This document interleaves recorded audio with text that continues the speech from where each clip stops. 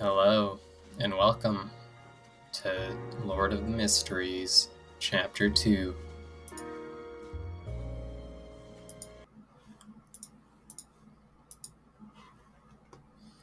Tap, tap, tap.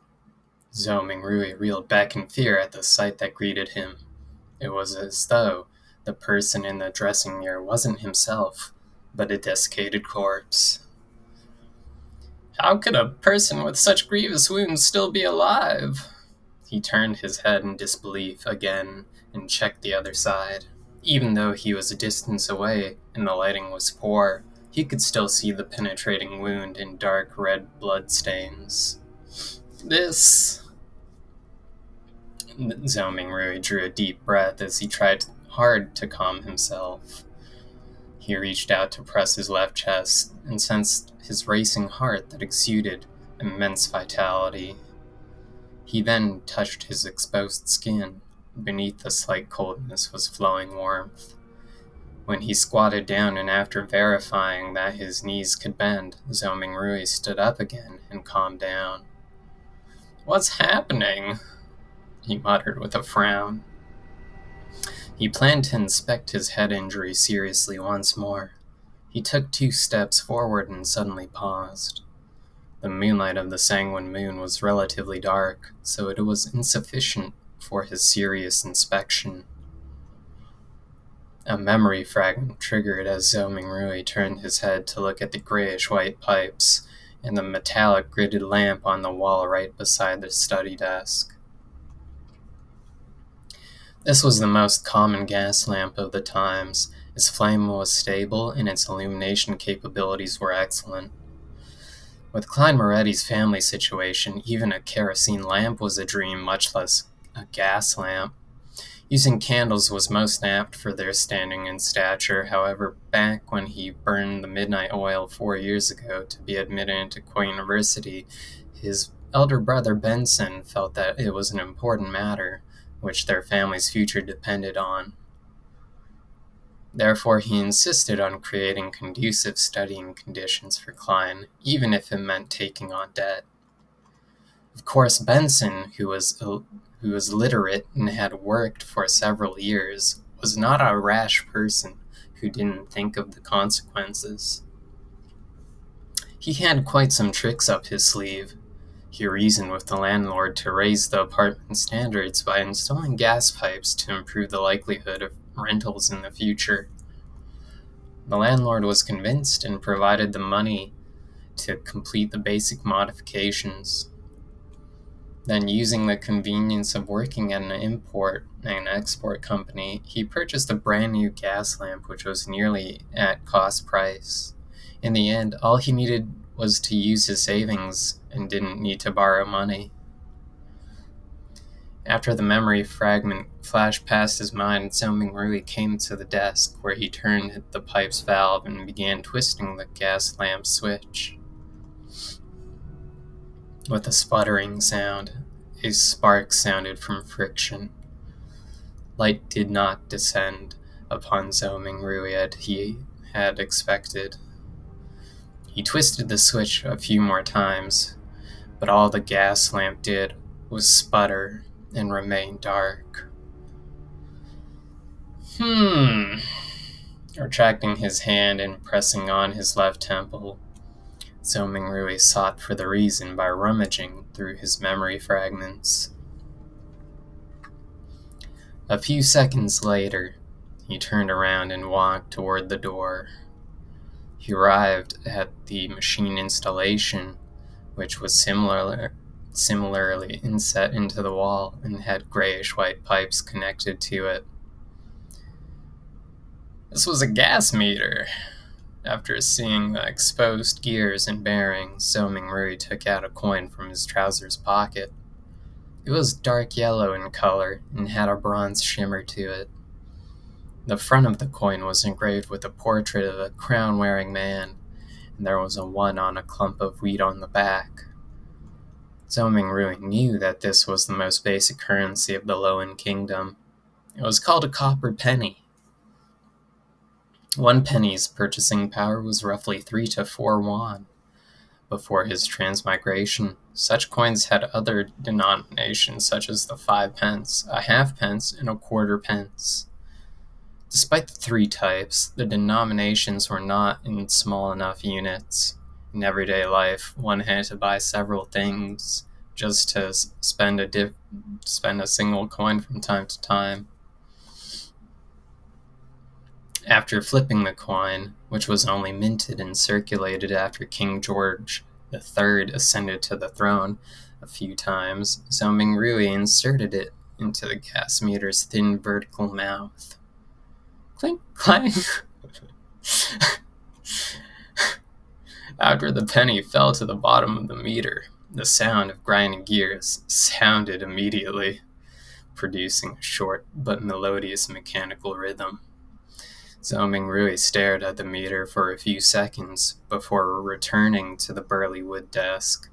He then reached out to twist the gas lamp switch. After some sputtering, there was a sharp sound. A fire plume ignited and rapidly grew. A bright light first occupied the internals of the wall lamp before penetrating the transparent glass, blanketing the room with a warm glow. The darkness quickly receded as the crimson retreated out the window. Zhou Mingrui felt at ease for a baffling reason as he quickly came in front of the dressing mirror. This time, he seriously inspected his temple and did not miss a single detail. After a few rounds of inspection, he realized that apart from the original blood stain, liquid was no longer flowing out of the grotesque wound. It appeared like it had received the best hemostasis and bandaging. As for the slowly squirming grayish-white brain and the discernible growth of flesh and blood around the wound, it meant that the wound might take 30 to 40 minutes, or maybe even 2 to 3 hours, before it would only leave a light scar. The restorative effects that transmigration brings? Zhou Mingrui curled up the right corner of his mouth as he muttered silently. Following that, he let out a long sigh. Regardless, he was still alive.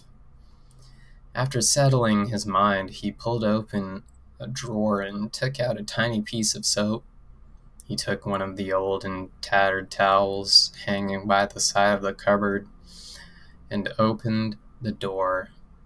He then walked to the public bathroom, which was shared by the tenants of the second floor. Yeah, I should clean up the bloodstains on my head, or I'll keep looking like a crime scene. It's fine scaring myself, but if I were to scare my sister Melissa when she gets up early in the morning tomorrow, it would be quite problematic. The corridor outside was pitch black. Silhouettes were barely accentuated by the crimson moonlight from the window at the end of the corridor. They looked like a pair of monster eyes that silently observed the living light into the night. Zhou Mingrui lightened his footsteps as he walked towards the communal bathroom with a shuddering fear.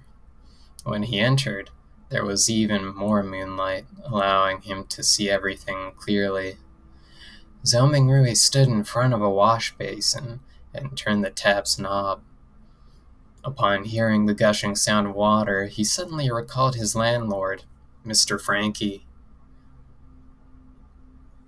As water was included in the rent, this short and thin gentleman, who wore a top hat, a vest, and a black suit, always inspected the bathroom actively to make note of any sounds of flowing water. If the water gushed too loudly, Mr. Frankie would ignore all of his gentlemanly traits by flailing his walking stick and striking the bathroom's door, shouting things like, "Darn thief! Wastage is a shameless matter! I'll remember you!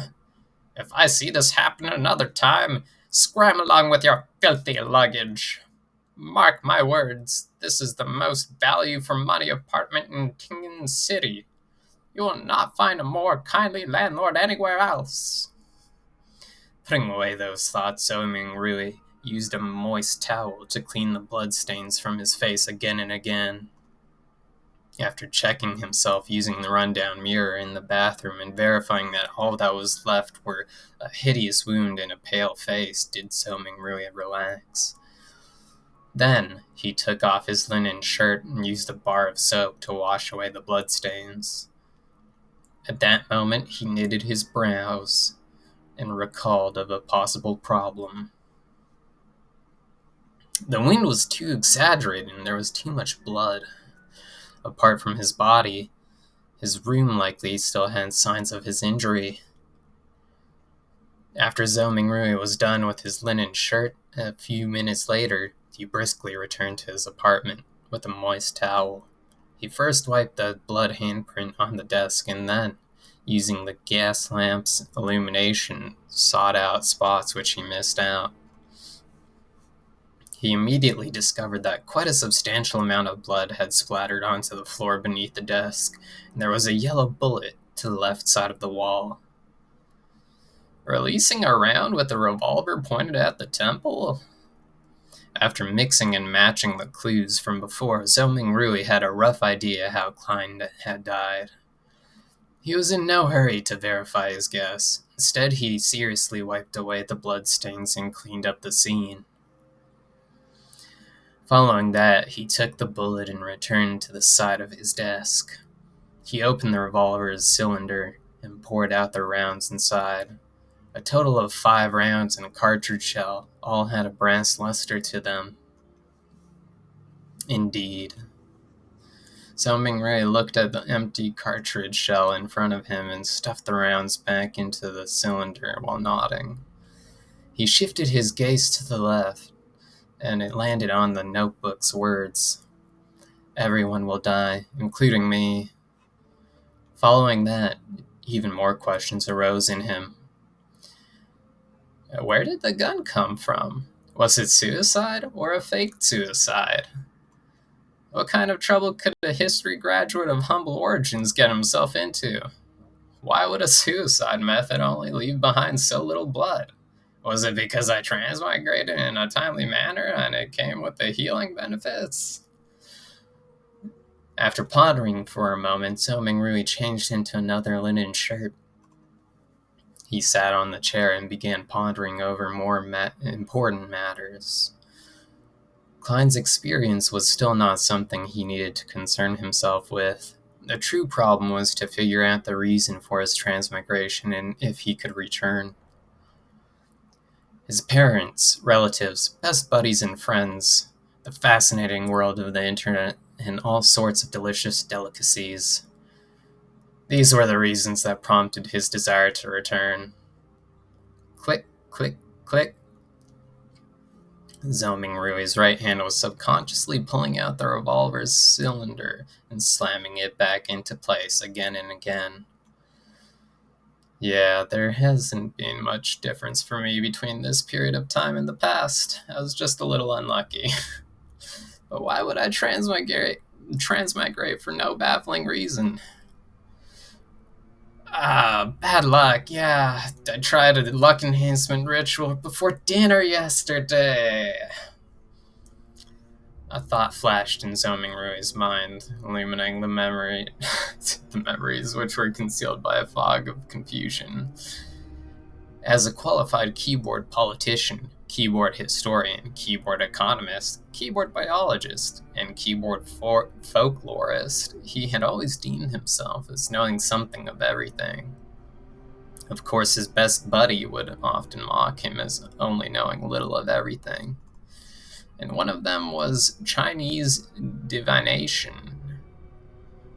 When he visited his hometown last year, he had discovered a thread-bound book titled Quintessential Divination and Arcane Arts of the Qin and Han Dynasty at an old bookstore. It looked pretty interesting and could aid him in posturing on the internet, so he bought it. Unfortunately, his interest was short-lived. The vertical script it used made the reading experience horrible. All he did was flip through the beginning pages before he threw it into a corner. He had experienced a spate of bad luck in the past month, losing his cell phone, customers running away after cheating him, and mistakes at work. Only then did he suddenly recall the luck enhancement ritual written at the beginning of the quintessential divination and arcane arts. Furthermore, the requirements were extremely simple without any basic foundation requirements.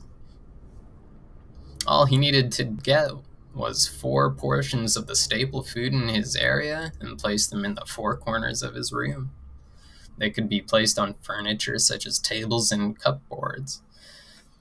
Then, standing in the middle of the room, he had to take 4 steps in a counterclockwise fashion to make a square. The first step required him to sincerely chant blessings stem from the immortal Lord of heaven and earth. The second step was to silently chant blessings stem from the Sky Lord of heaven and earth. The third step was blessings stem from the exalted Thearch of heaven and earth. And the fourth step was blessings stem from the celestial worthy of heaven and earth. After the 4 steps were taken, he needed to close his eyes and wait 5 minutes in his original spot. Only then would the ritual be considered complete. Since it didn't cost him any money, he found the book, followed what was stipulated, and did it before dinner. However, nothing happened back then. Who would have guessed that he would actually transmigrate in the middle of the night? Transmigration? There's a distinct possibility that it's due to that luck enhancement ritual. Yeah, I should probably give it a try here tomorrow. If it's really because of that, I stand a chance of transmigrating back. So Mingrui stopped flicking the revolver's cylinder and suddenly sat up, straight up. Regardless, he had to give it a try. He had to attempt a Hail Mary.